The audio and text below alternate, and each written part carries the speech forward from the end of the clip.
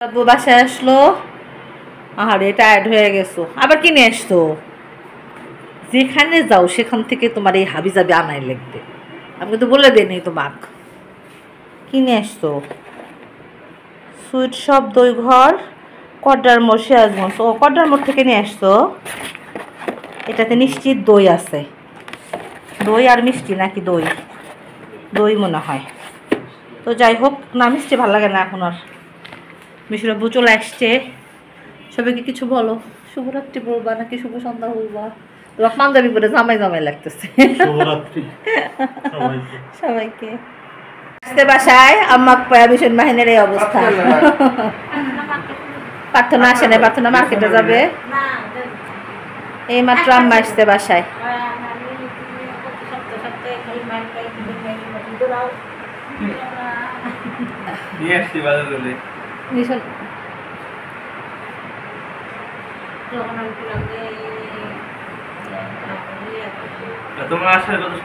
আম্মা আসলে তাদের এই অবস্থা।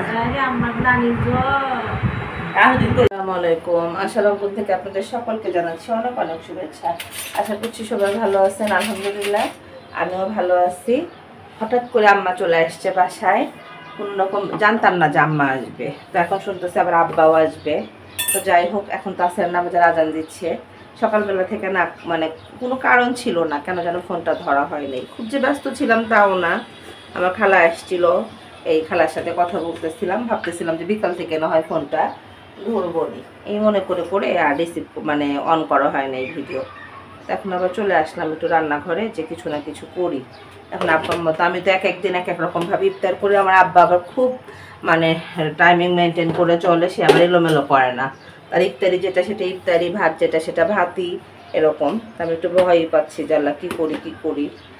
এই ভেবে আম্মা বলতেছে টেনশন করো না, তোমার আব্বার এখন আর আগের মতো এরকম নাই, খাবার দাবারের ব্যাপারে সব কিছু চেঞ্জ হয়ে গেছে।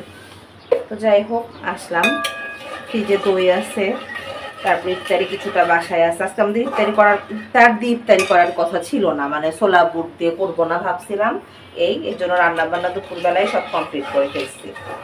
তো ভাবলাম যে দেখি কি করা যায়, আল্লাহ ভরসা না, কি বলেন? টেনশন করার কোনো কারণ নাই। তো ভাবতেছি ঘি দিয়ে একটু সুজি বরফির মতো করি। আমার হাতের মানে সুজিটা আবার আম্মা আম্মা খুব পছন্দ করে। তো ভাবলাম যে একটু সুজির মতো করি, ভাল লাগবে দেখতে, খেতে ভাল লাগবে, সরি দেখতে ভাল লাগবে বলতেছি। আর এই ঘিটার অত্যাচারে না, এই ঘিটা মানে ফ্রিজে রাখলে এত মানে শক্ত হয়ে থাকে, মানে বাম হাত দিয়ে কিছুতেই এটা ছাড়ানো যায় না, একটা জ্বালা আসলে। আমার ক্যামেরাটা কোন দিকে চলে গেছে। আজকে আমার খালা যদিও সিক ছিল, একটু বকা দিছি যে কাজ না পারলে বলো, আমি চেঞ্জ করতেছি মানুষ। তখন দেখি যে না ঠিক হয়ে গেছে, বলতেছি যে না না অসুবিধা নেই, আমি করতে পারবো। তো বললাম যে আচ্ছা তাহলে ঠিক আছে, কারণ কাজ বাদ দিলে একটা ঝামেলা। পরে ঘরটার আমি মুছি, ওনাকে দিয়ে একটু রান্না টান্নাগুলো হাবিজাবিগুলো করায় ফেলেছি। এই হলো সংসারের সমাচার, একদমে মানে বলে ফেললাম যে কী কী করলাম সকাল থেকে আর কী কী করলাম না। মাই গড, দেখো আমি কত কম সময়ে কি সুন্দর করে সুজির হালুয়াটা রেডি করলাম, সুন্দর হয়েছে না? আর সেদিন যে আমি ইয়াটা কিনছিলাম, ফিনিচারটা কিনছিলাম, জাস্ট সেদিন মানে ওইটার মধ্যে জাস্ট সার্ভ করলাম। এই যে আম্মাকে বললাম বরফির কথা, আম্মা বলে যে না ইফতারিতে হালুয়াটাই ভাল লাগবে। তো আর কি, এই যে দেখো কি সুন্দর হয়েছে, পরিবেশন করলাম। বললাম না যে আমার ফিনিচারটা খুব ভালো হবে। এই তো যাই হোক, একটা আইটেম আপাতত হয়ে গেল, এখন দেখা যাক কী করা যায় আরও। তো আমি আম্মার সাথে মজার মজার গল্প করতেছি আর টেবিলটা রেডি করতেছি। আম্মা বারবার বলতেছে যে অনেক সময় আছে, অনেক সময় আছে। আমি বললাম যে না আম্মা, আগে শুরু করে দেই তারপরে। আর সবচেয়ে মজার ব্যাপার কি, আম্মা আব্বা যখনই আমার বাসায় আসুক মানে কখনোই আগের দিন বলবে না, বা মানে 2 ঘন্টা আগে বলবে না। মানে দেখা যায় যে একদম কাটায় কাটায় বলবে যে মানে আসতেছে যা আসবে। এটা আমি বুঝতেই পারি নাই যে আম্মা আসবে, আম্মা এসে বলতেছে যে আব্বাও আসতে পারে। এই হলো আমার বাসার অবস্থা। তো যাই হোক, মারা মনে হয় এরকমই হয় যে মেয়েরা উদ্বিগ্ন হবে, এটা তারা কখনোই চায় না। তো আমার একমাত্র খালা আছে দেশে, তা আমি খালার গল্প আম্মার কাছে শুনতেছি আর টেবিলটা রেডি করতেছি, যে টেবিলটা না হয় রেডি করে ফেলি। তো যাই হোক, টেবিল রেডি করতে করতে যে আব্বা চলে আসছে, ইফতারের আর মাত্র 10 মিনিট আছে। এই সময় প্রার্থনা আবার বাসায় কান্নাকাটি শুরু করছে, মিশন আবার তাকে আনতে গেছে। তো যাই হোক, ওরা এরকমই দেখা যায় যে মানে আম্মা আসলে প্রার্থনা খুব মিস করে যে নানি মজা করতেছে। আমি ইফতারিটা রেডি করে ফেলছি। আজকে ম্যাক্সিমাম ইফতারি বাইরে, কারণ আমি তো জানি না যে আব্বা আম্মা আসবে, মানে ছটফট করে যতটুকু রেডি করা যায় ততটুকুই করে ফেলছি এই। আর আব্বা খুবই সিলেক্টেড খাবার দাবার খায়, মানে অ্যাজ ইউজুয়াল বছরের পর বছর যেটা চলে সেটাই। তো যাই হোক, তেমন কোনো কিছু করি নাই। আছে চিকেন পরোটা, জিলাপিতে অ্যাজ ইউজুয়াল থাকবে, ছোলা বুট মুড়ি তো থাকবেই, সাথে একটু হালুয়া রান্না করছি, আছে সিরাজগঞ্জের বিখ্যাত দই, এই তো। আর নানা তো তার একবারে মানে মাহিন তো তার নানার কার্বন কপি, নানার কাছে বসে সে বিভিন্ন রকমের গল্প করতেছে, আর শরবতটা কিন্তু সেই সার্ভ করতেছে। তো আমার বাসায় মেহমান আসলে আমার ছেলেরা কিন্তু সাধারণত আমাকে এইভাবেই সহযোগিতা করে, আমাকে টেনশন করতে দেয় না। তো যাই হোক, আব্বার তো অ্যাজ ইউজুয়াল খালি কথা, মাহিনের প্রশংসা এই। আমার 2 ছেলে, একজন হলো নানি ভক্ত আর একজন হলো নানার ভক্ত, এই হলো অবস্থা। তো এই যে আম্মা চলে আসছে।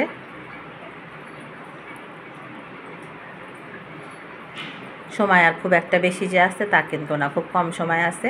আমরা মিশন মাহিন প্রার্থনার জন্য অপেক্ষা করতে করতে দেখি যে ওরাও চলে আসছে। টেবিল এখন পরিপূর্ণ হলো, তাই না? আমার খালামণি আসছে, একটু হাই বলো তো মা, টাকা ওইদিকে। আমার খালামণি আজকে ইফতার করতে করতে দেরি হয়ে গেছে, তাই না মা? আমরা তোমার জন্য ওয়েট করছি তো। আছে আম্মা পাশে, এখানে আছে আব্বা, আর এখানে আছে হলো আমার মাহিন। আর মিশনের কাছে একদম বড় মানুষ, তোর আব্বুর মতো দেখা যাচ্ছে তোমার। এই হলো আমাদের আজকের ইফতার। আমার ইফতারে ছিল হলো চিকেন পরোটা, আছে হলো সুজি, দই, বুট বড়া, মুড়ি, জিলাপি, ফ্রুটস তো অ্যাজ ইউজুয়াল থাকবে। আমরা কিছু নিতেছ না কেন? আর এই যে আমাদের আরবাগের মজার জিলাপি, খালামুনি আসছে, গরম দিয়ে দিচ্ছি। এই হলো আমাদের আজকের ইফতার। আব্বা আম্মা 2 ছেলের সাথে ভাগ্নে, এই আনন্দটা অনেক গুণ বেড়ে গেল। এই ইফতার রোজা প্রায় শেষের দিকে, আজকে তো প্রায় 21 রোজা চলেই গেল, এই অবস্থা। তো যাই হোক, সবাইকে পেয়ে অনেক ভালো লাগতেছে। খালামুনি আসতে আমার বাসায় আমার ঈদ শুরু হয়ে গেছে, বুঝছো? আমার একমাত্র খালামুনি, তো কোথাও যাবা না 7 দিন, ঠিক আছে? 7 দিন থাকবা, কিন্তু আসলেই না, আসো আবার চলে যাও। আমার একটা মেয়ে বেবি নাই, আমি চিন্তা করতেছি মাহিন তো তোমার আম্মুক দিয়ে তোমাকে আমি নিয়ে যাবো, এটা ঠিক হবে, তাই না? আমার মাথা একরকম না, তোমার কি বেশি আদর করে, খালামুনি না মা? বলো আমি মা না, পড়া না পারলে বকা দেয়, তুমি কি বলো? খালামুনি বলে দেবো, বুঝছো? পড়া না পারলে এরকম করে থাকবা, কিছু